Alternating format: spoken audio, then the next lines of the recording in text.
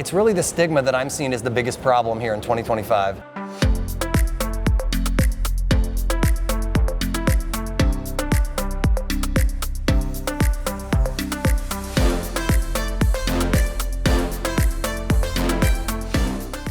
I'm John Jenner, and Editor-in-Chief of Tech Edge. Thrilled to be here in San Francisco at RSA Conference 2025. I have with me co-founder and CEO of Huntress. This is Kyle Hanslovan. Kyle, thanks for joining us. Thanks for having me, brother. It's good. So Kyle, tell me a bit about your background. I was reading up on you. It sounds like you've been in the business more or less since you were a teenager.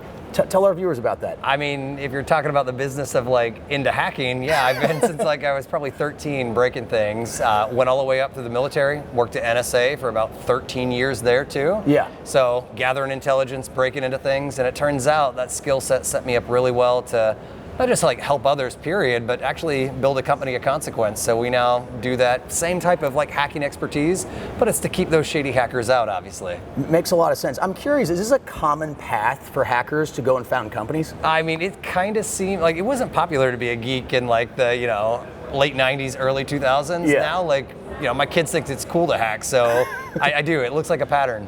Great. Now, tell me a bit about how you fit into this big world of cybersecurity. What are you doing that's different from the other guys? Gotcha, right? Everybody's got some flavor of cybersecurity or AI these days. And what started off with Huntress, like everybody knows the big CrowdStrike companies. These are companies that support the Fortune 5000, right? Yeah. For Huntress, we realized there was a complete unaddressed market. And so for us, we went for all businesses, not just that Fortune 5000. And so I'm talking about from 50,000 employee companies we can support, but all the way down to 100 employee companies. Wow. A completely unaddressed segment of the market.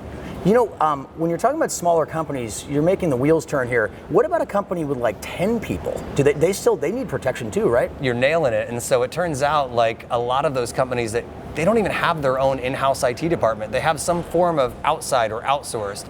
And so we learned if you want to go all the way down to the small, truly the 99% of companies, well, they use MSPs, MSSPs, and we have like 7,000 of those. Wow. That's really something. If I can ask you, Kyle, there's a lot of geopolitical tension swirling around in the world right now. Does that impact your world at all? So in a lot of ways, it's actually a headwind for some people. For us, it's a tailwind. Oh. It's causing people to understand that even with geopolitical or even risk of like recession, both of these are causing people to say, I've got a limited finite budget.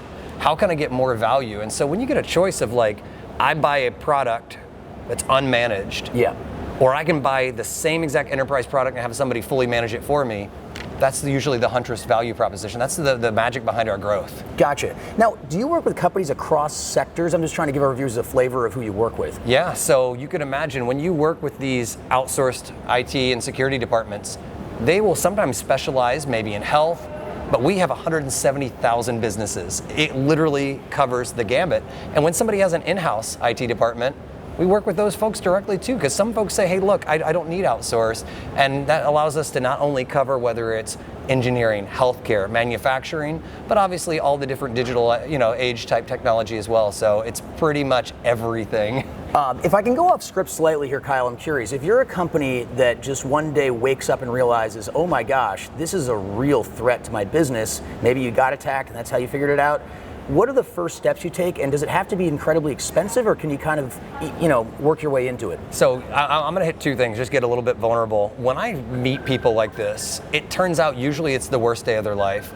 And the first thing I recommend to everybody is like, look, in 2025, we all get wrecked. Yeah. And it's not really a stigma, but I have to remind them that when you're in that moment and you're feeling bad, it usually needs to be like your legal team or your insurance team. And they will often, especially if you go like down to 500,000 employee companies, you're gonna need that type of advice to help guide you through, and they're gonna connect you with folks like us, other great providers. And notice, I didn't try to pitch a product. It's really the stigma that I'm seeing is the biggest problem here in 2025. That's interesting. Who is, within a company, an organization, now you're making me think more about this, who usually comes up with the idea to call Huntress, or whoever it is? Is it someone in compliance? Is it IT? Is it the legal team? Or is it the CEO? I wish, the IT folks usually know right away. Yeah. But there's kind of, if you look, again, just because you're a big business doesn't mean you're operationally mature. Yeah. And there is still today boards, folks along those lines that when it hits the fan, we'll call it that, right? Yeah.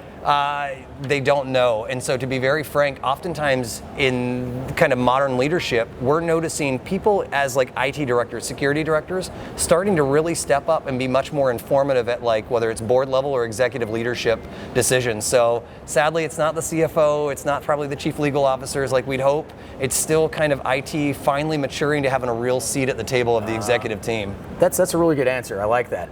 So let's talk about RSA for a moment. What's the buzz about here? What are you hearing? What brings you here this week? If I hear one more AI word, I'm gonna like fall out of my chair. And to be frank, there's some pretty cool technology. I still think like people got to remember, AI is very probabilistic of what we're doing right now with all the LLMs and Gen AI. That means it can get something with high probability. But when you're needing something like cybersecurity that is very much deterministic, is this good and going to allow the company to work, or is this bad? It's going to be very like terrible for your business. Yeah. I think we're just over-rotating a little too much on like how much AI can do to solve the problem. But I will be clear, the best message I've heard all week here at RSA is, while AI itself is not replacing humans, humans powered by AI are absolutely replacing folks that are not. So it's been, even though a bit of an earworm, it's been kind of a contentious couple days here so far on that message. Interesting stuff, Kyle. Last question. What is next on the map for your company? Anything really big on the horizon coming up this year or next? So we just launched today not only ITDR, which we've had this forever. We've already got about 6 million endpoints, but really kind of doubled down on this platform. In addition to it, obviously, the things that are kind of on my horizon is while we're a 4-product platform, next year will be 6 to 7 products on this unified platform. So you can imagine doubling down. I'm looking at both what we build, but also what do I buy? So some of it's down on the floor shopping. All right. Okay, I like it. Kyle, we're going to leave it there. This has been terrific. Thank you for joining us, Kyle. I love it. Thanks for keeping it good. All right. This has been Kyle Hanslovan, who is co-founder and CEO of Huntress. I'm John Janarone, editor-in-chief of Tech Edge, signing off from San Francisco.